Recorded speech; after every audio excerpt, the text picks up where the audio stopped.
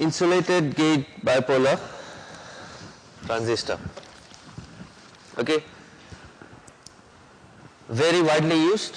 It is used 90% of the times for electrical drives. Okay, power electronics. It is cheap, easy to use, and is readily available. Okay, it's made up with the materials which are readily available. That's why it's cheap. So you see, the symbol does not look very different from a MOSFET. Okay, it's similar. We also have the gate, collector, emitter, gate, drain, and source. The characteristics are also not very different from a BJT. Okay, but the point here is that again IGBT is a voltage controlled device. Okay, very similar to that of a MOSFET.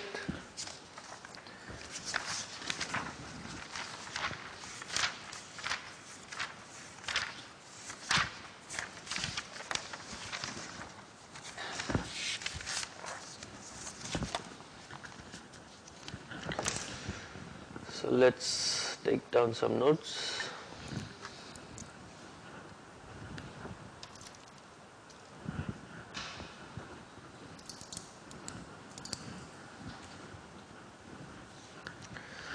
Okay, IGBT.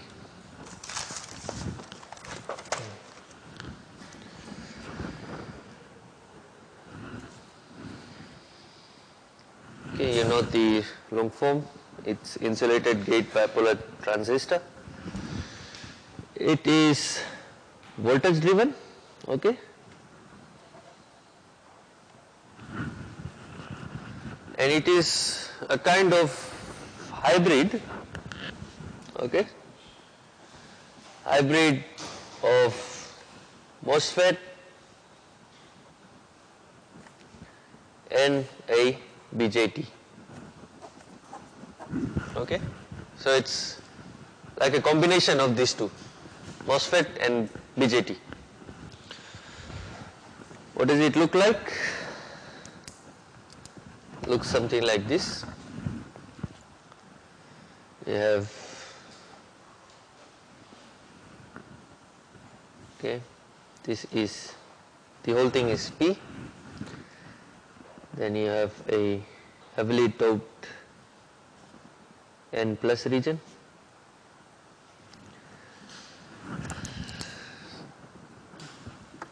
And this is where you have your gate.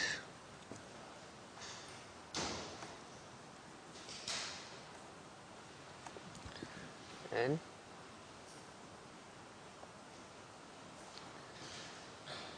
both these N plus are combined to get your source, and at the top here you have a heavily doped P junction here, which is your D.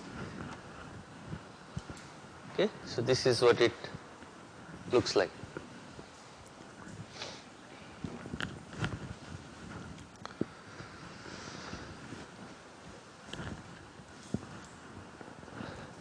Now the major advantage of a IGBT is that its on state resistance is less than a MOSFET. Okay, so that's the major advantage. Its on state resistance is less than a MOSFET.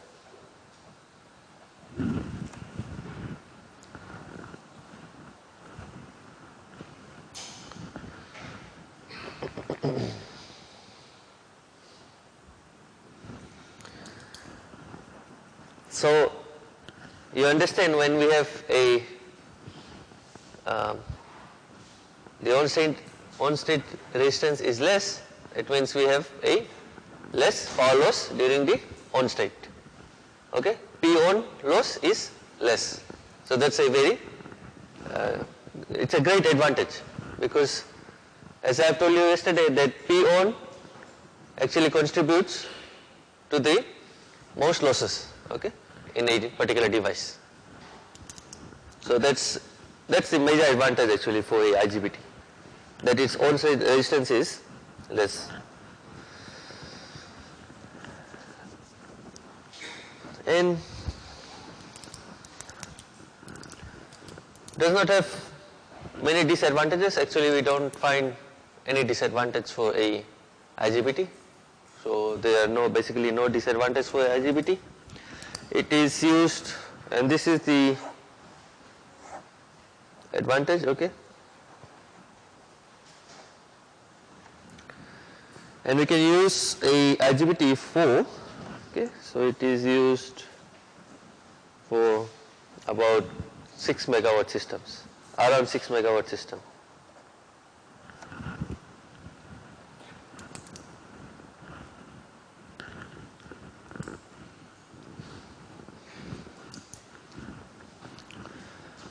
Protection, again for current, series inductor, okay, series inductor. You might have noticed that we have not used semiconductor fuses for these systems, right? IGBT, MOSFETs. You know why? Because these are high frequency switching devices, high frequency. That's why semiconductor fuses does not work, because it works at a very high rate. So before even this semiconductor fuse blows, the IGBT would have blown. So we don't use this. So we use series inductance with the IGBT to protect it from current, and for the dV over dt we use the same non-linear resistor, okay, because it is very similar working principles of that of a MOSFET, but it is a less on-site resistance. That's the only difference. Okay. Characteristic curve, okay, for negative it goes negative to a particular region and then it goes to infinite when it collapses. And then for different values of ID we require different values of VGS, okay. Ideal is just on and off, no problem. So the only thing to note here is that for different values of ID you require different values of VGS, very similar to that of a MOSFET and a BJT, similar characteristics, but it is voltage controlled. Clear?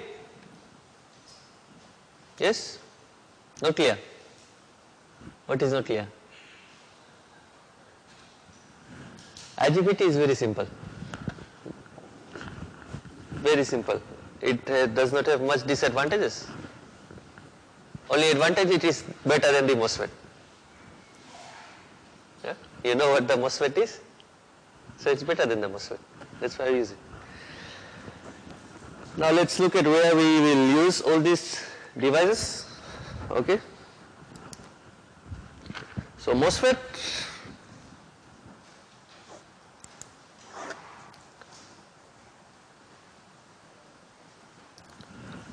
we normally use for inverters.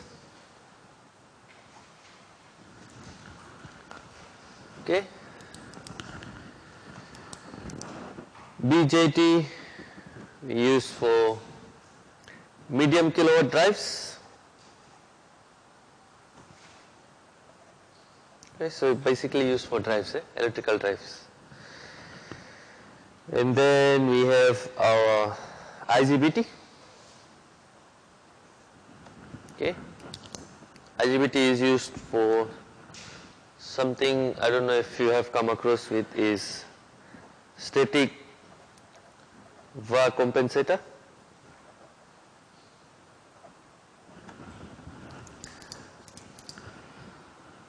So you remember in EE321 we talked about VAR compensation, right? Reactive power compensation, okay?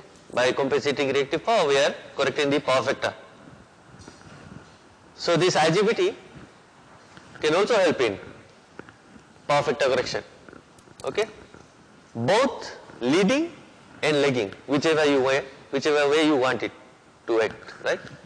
Previously we have used capacitors. What does capacitor improve? Leading or lagging power factor. Okay, if suppose it is lagging, it will bring it to a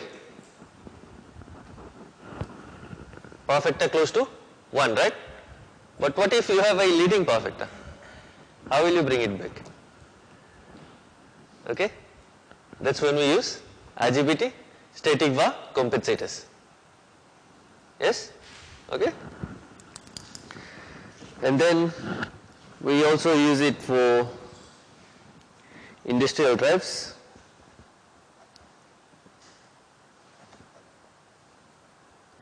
Okay, industrial drives, this is going to be your project.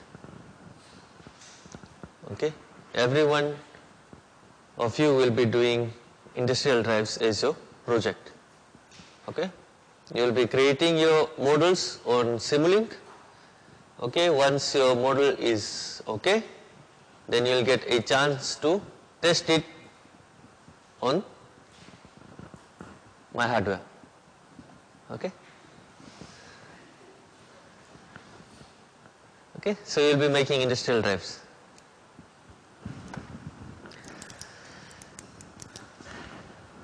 I hope you know what an industrial drive is, right?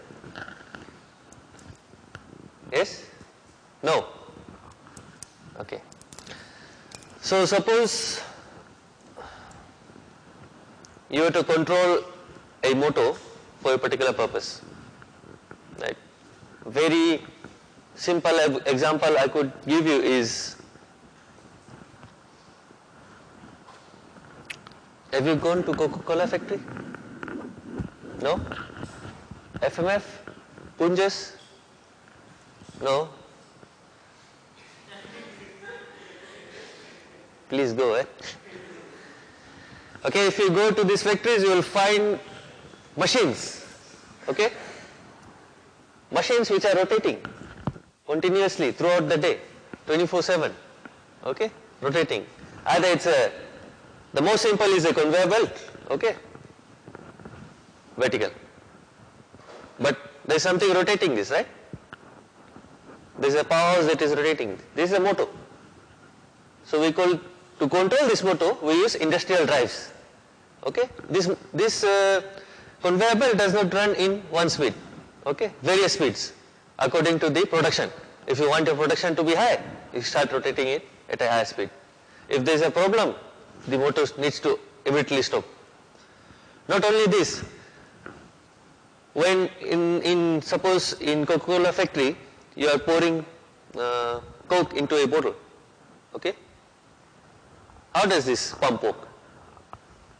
With a motor. Okay? So the flow rate is controlled by the motor, induction motor. The faster the motor rotates, the higher the flow rate. Clear?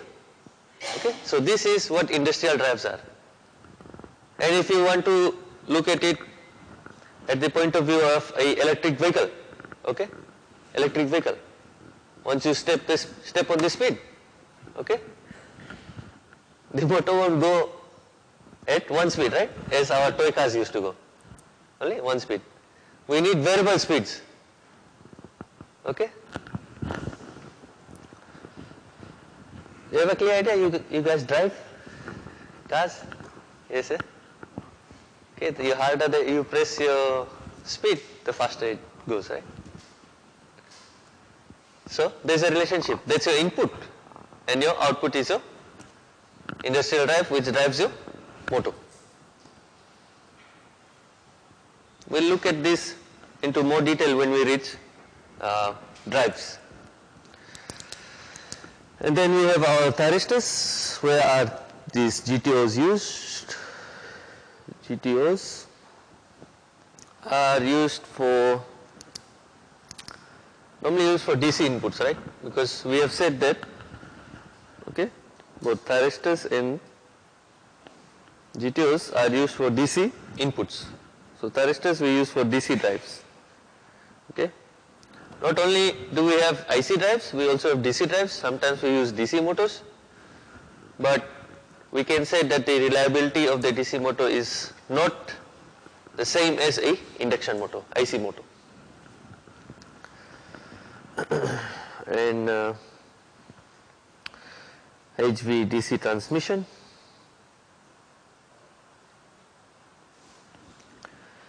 And GTOs used for wind and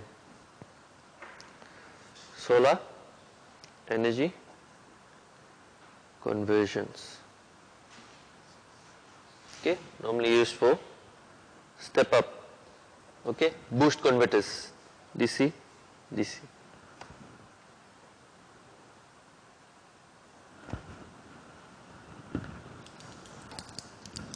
Okay, so these are some major places where these power semiconductor devices are used.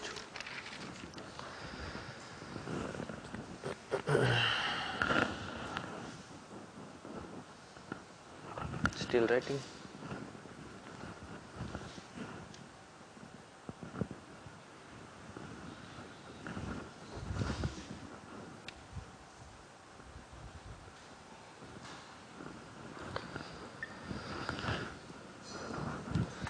Okay, so these are the power semiconductors that are most important to us. There is also something called a MCT. Okay, it's not really that important. Okay, but you need to know that there is a device which is called MCT. Okay, Morse controlled thyristors, but we try to avoid thyristors, right? So that is the characteristics. When it's turned on, it is on, turn off, it is off, and then going towards a negative cycle, it collapses after a while. Similar to all that we have discussed. Now relative properties of controllable switches. Device BJT, power capability is medium, okay. Switching speed is also medium. MOSFET, power capability is low, okay, low power. We are dealing with low power with MOSFET. But the switching speed is fast. GTO has high power capability but slow switching speed. And then IGBT, medium power capability, medium switching speed, similar to that of a MCT, Morse controlled thyristors. Now, if we plot what we have just said here in a 3D dimensions, okay, 3 dimensions, okay. Here you have your voltage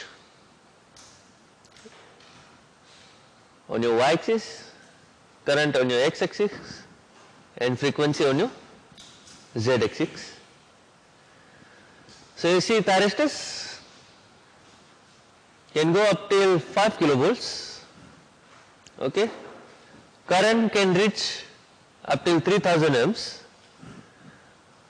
but the frequency at which it can be controlled is just less than 1 kilohertz. Yeah. Then we have our GTOs which can reach about 3 kilovolts, maximum current of 2000 ohms, switching frequency is from 0 to 1 kilohertz, still less. You see thyristors have the switching frequency which are less than 1 kilohertz. Then we have our BJT, okay, cannot see it properly here, but it is less than 1.5 kilovolts and less than about 750 amps, with a switching frequency of about 10 kilohertz. So this is normally the range at which we do our switching for even IGBTs. but we prefer 10 kilohertz. You might be thinking, what is the importance of switching frequency, right? Switching frequency plays a major role, because when you are turning your switch on and off, if you do it at a slower rate, what happens? You are in the which region? Active region. And then what happens? Losses. So if we turn on and off our switch at a very high speed, we avoid the active region. We are always in the cutoff and saturation region. So the losses are minimized. Then we have IGBT 2 kilovolts and about 500 amps. Okay. Switching frequency from about 10 kilohertz to 100 kilohertz. So we have 5 switching frequency. And then finally we have our MOSFET. Maximum voltage is 1 kilovolts. Current is about 100 amps. Yes. 250, about 100. And switching frequency is somewhere around 100 kilohertz to 1 megahertz.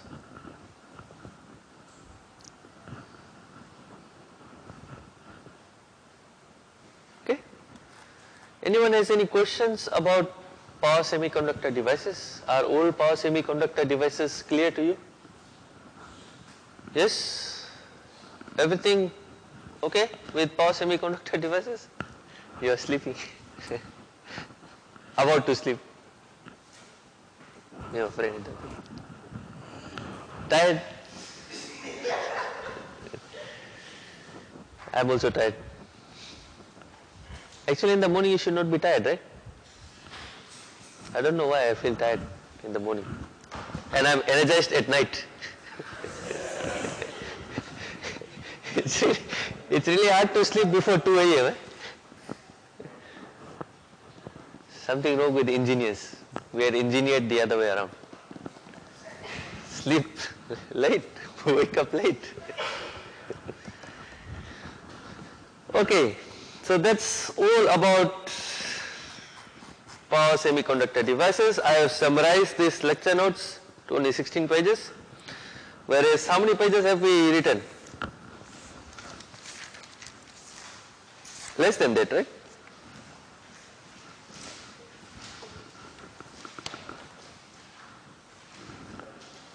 Only 11. Good. So we have more information in your book than in the lecture notes. Okay, so now we know about all the devices. We can start with, okay, so the next chapter that we have in this book is about review of basic electrical and magnetic circuit concepts, which you know very well. Idea. So we won't spend much time, actually we won't spend any time in chapter 3. After chapter 3, okay, in this chapter it is just talking about flux, okay, how flux is created. If you want to know how flux is created, you can come to my 211 class, electrical machines. You should remember how flux is. You have a ferromagnetic material, okay. Then you wind a wire around this ferromagnetic material. You pass a current. Okay, magnetic field. Okay, magnetic field is created in this wire, which produces flux in the ferromagnetic material. Okay, this flux is very similar to that of current in a circuit. We have our voltage. Okay, analog circuit, V equals to IR. Whereas in a ferromagnetic circuit, okay, in a magnetic circuit, what do we have? MMF is equals to flux multiplied by reluctance. Okay, reluctance is just the same as resistance. Okay, resistance is just like if you are trying to study at night, what is your reluctance? Your mobile phone. Okay, which does not allow you to study. The same, when flux is trying to flow, this reluctance in the ferromagnetic material, okay, does not allow the current to flow. So we have a less amount of MMF produced. So that's the basic idea or basic thing that is discussed in chapter 3, sorry. So we won't look at this because we are more interested in power electronics. Okay, right hand rule. You remember the right hand rule? Okay. This is the direction of your magnetic field and this is the direction of your current.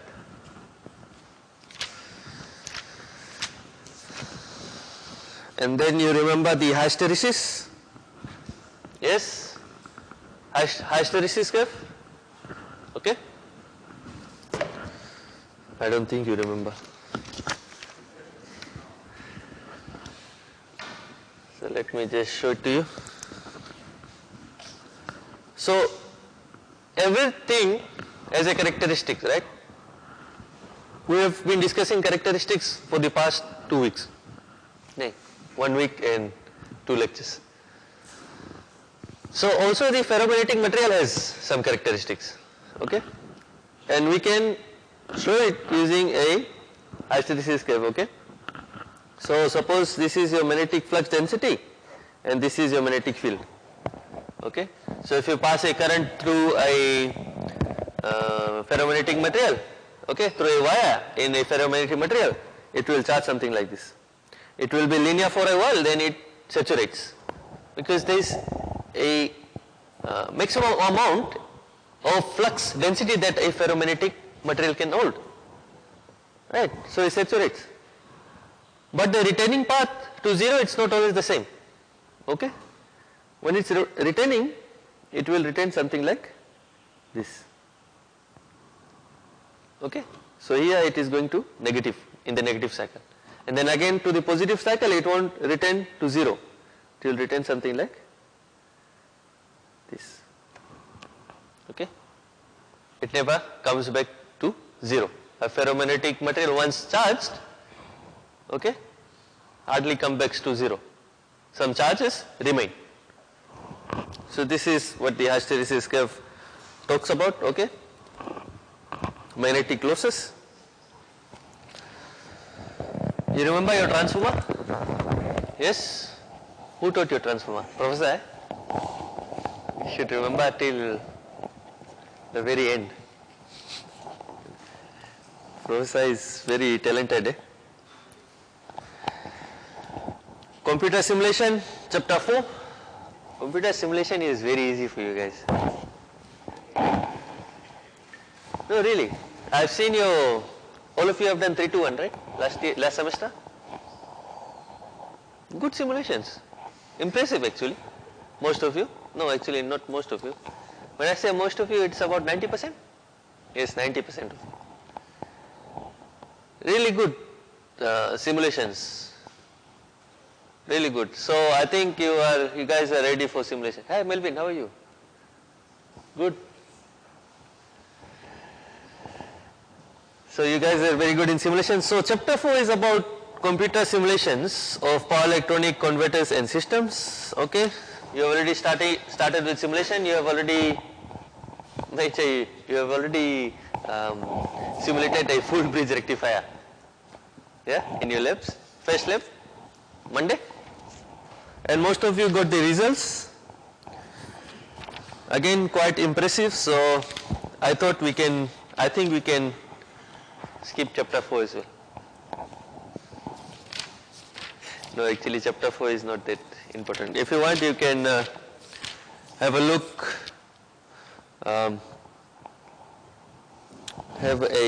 During your free time.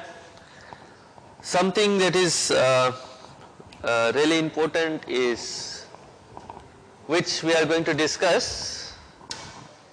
Maybe we should discuss in the lab. Okay, we are going to discuss in the lab how you are going to drive your devices, semiconductor devices. Okay, we have understood our semiconductor devices, but what about driver circuits? Okay, what is going to be your carrier frequency? how are you going to adjust your duty cycle?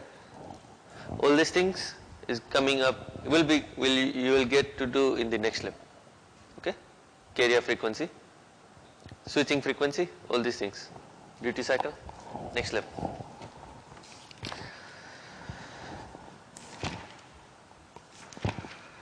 So we'll go to part 2. Okay? Generic power electronic converters.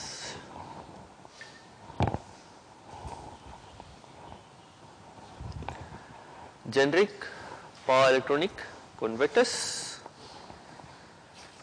in which we are going to start with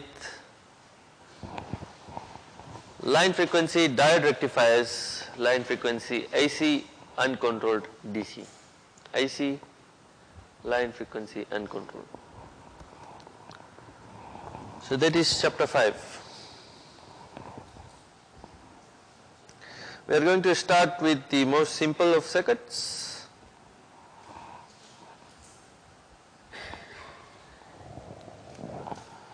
Okay, so we are basically going to look at uncontrolled rectifiers. Okay, when I say uncontrolled, it means something which we are not controlling. Okay, you just supply voltage and then it does its own magic. Okay.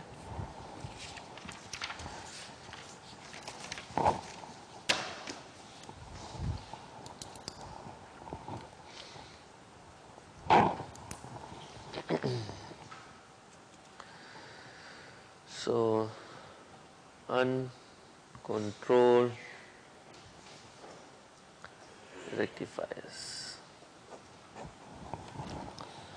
In uncontrolled rectifiers, the first thing that we are going to look at is single phase rectifiers. So single phase rectifiers.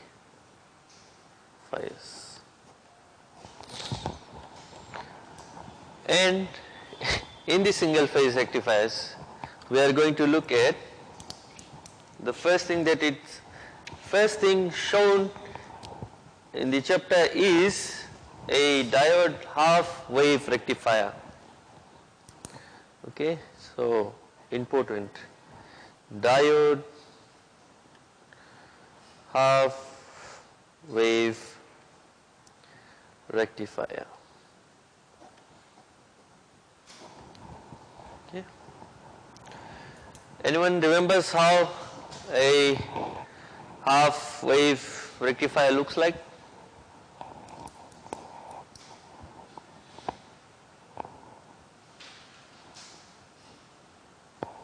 Yes, no? Remember?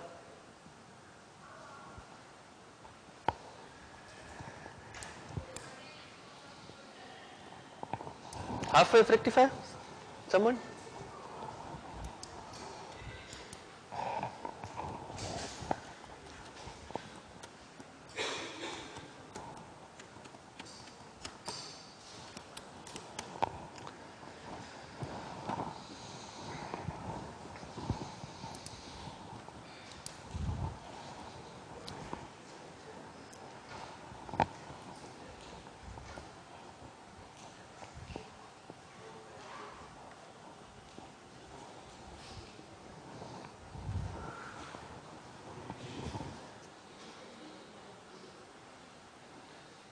So we have our source here. Okay. Now what is the major aim of a rectifier? To convert it from IC to DC. Now we have our source, one diode, and then we have our load. This is a half wave rectifier. Okay, half wave, half of the wave is rectified. Okay, so we have our Vs. So we can say Fiji 240 volts, single phase 50 hertz AC. Then we have our VD here, V diode. Then we have our current I.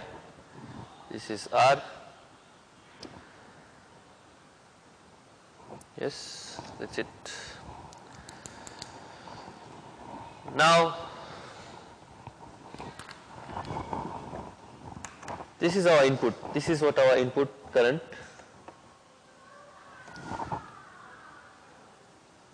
looks like. Okay. If we look at only one cycle, yes, one cycle. So this is pi. This is 2 pi. Now, since it is a diode half wave rectifier with resistive load,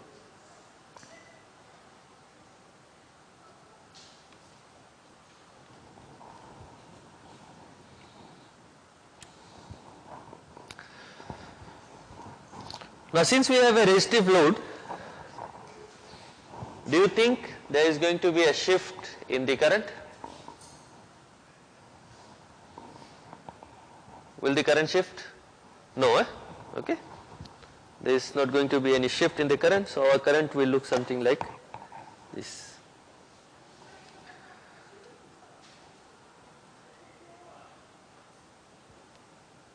Here and then 0.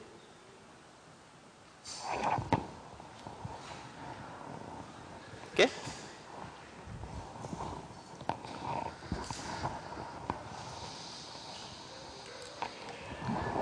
So we can say that our VAC, our VAC is equals to our V load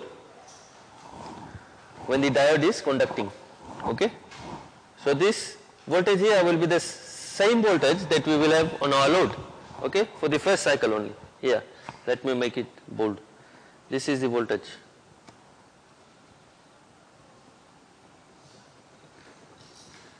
Okay, and then when we come here, it is going to be 0. Very similar to the lab that we have done with arrestors. Okay, since we have only one switch, one diode, we are only going to clip one cycle. Okay, the positive cycle will remain, the negative cycle will be clipped because the diode does not conduct in the negative cycle. It only conducts in the positive cycle. Yeah. So we have our voltage load. Yeah, V load is equals to VAC only in the positive cycle.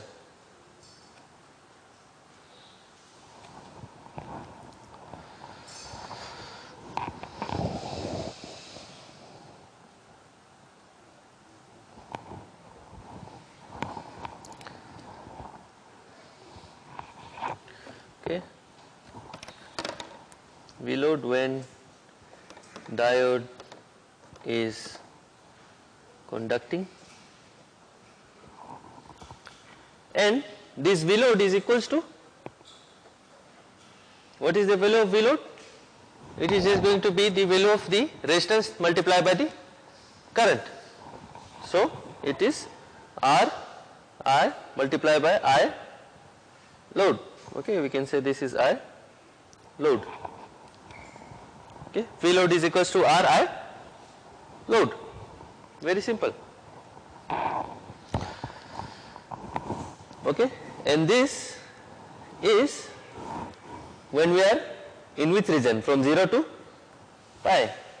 So when we are in 0, omega t is less than pi, and V load is equals to 0 when we are in the region from pi to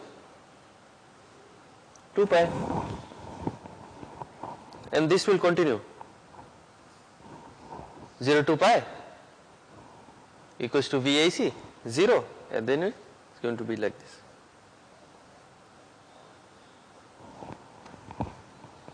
This is the output of a half wave rectifier with a resistive load.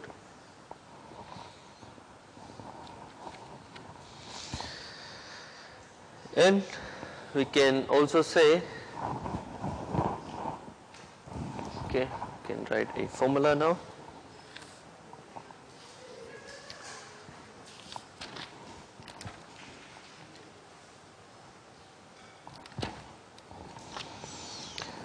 The V average, V load average, okay, the formula for V load average is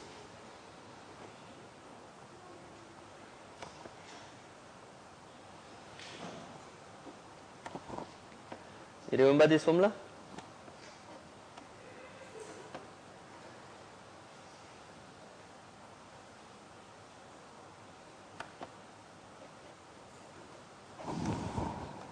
Yes, E321 Vm Im omega t, and then you are integrating in terms of omega t.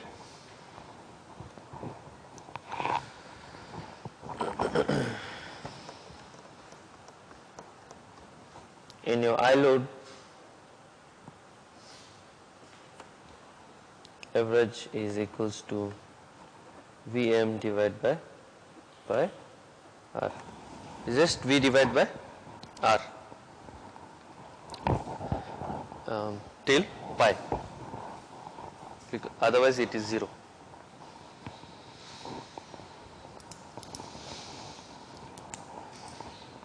Right? Everyone clear with diode half wave rectifier? Very simple, eh? The most simple circuit that you could ever see. Okay? We have also, you will also get to do the simulation for this with a thyristor. Okay, in your labs. You will also do a full bridge rectifier simulation in your labs. Okay? Full bridge half wave means you are only rectifying the phase cycle. Okay? And then if you are looking at full bridge, you will get your output something like this. Okay?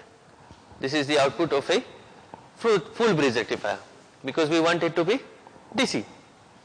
Okay? Then you are going to put an inductor and capacitor as filters to make it pure DC. Okay? But we have to start from somewhere. At least we have to get everything to the positive cycle. So that's how we do it. So very simple, you don't need to do simulation for this, you can just simply understand it in this way. Most probable question that could be asked is to draw a half wave rectifier, okay, and its output. Simple question. No? Or should I ask something hard? No? Okay, and also remember that the V load average and I load average formulas. Simple. Now, whenever we have resistance is okay. Okay? Resistance is okay. No problem. Resistive load is not a big problem, because the power dissipates immediately in a resistor. No problem. Right? Just for example, as I have said, the resistive load for us when we are studying is our phone, right? But in your phone, if you are talking to your friend, is okay. But if you have something else than a friend, then it becomes a problem. That's what we call a inductor.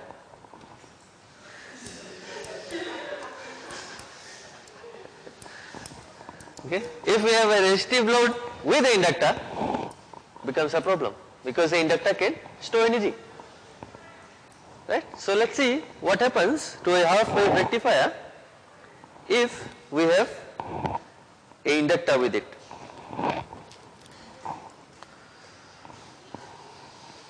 Something really interesting happens.